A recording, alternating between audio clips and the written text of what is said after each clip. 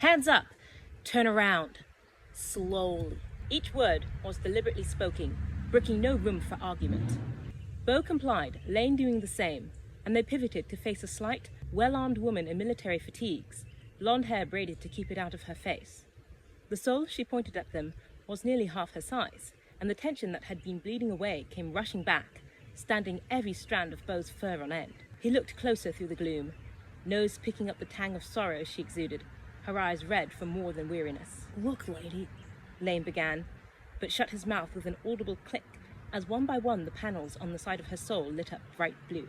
If he had dared move, Bo would have elbowed Laine for his stupidity in provoking someone so clearly unhinged by a barely restrained grief. One word, one step out of line, and so help me, I'll blow you both clear to Freya, understand? Bo and Laine nodded furiously. Souls, on the ground, now. That staff and your lacrosse stick too, kid.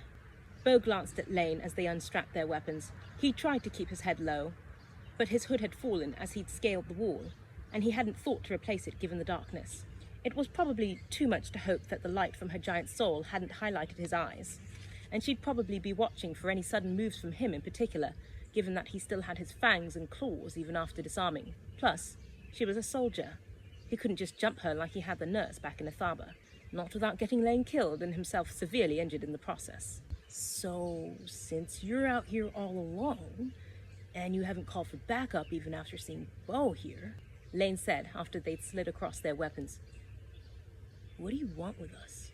The woman's mouth tightened into a hard line. "Revenge." Can't get enough of Thorin? Download the Audible app and start listening today.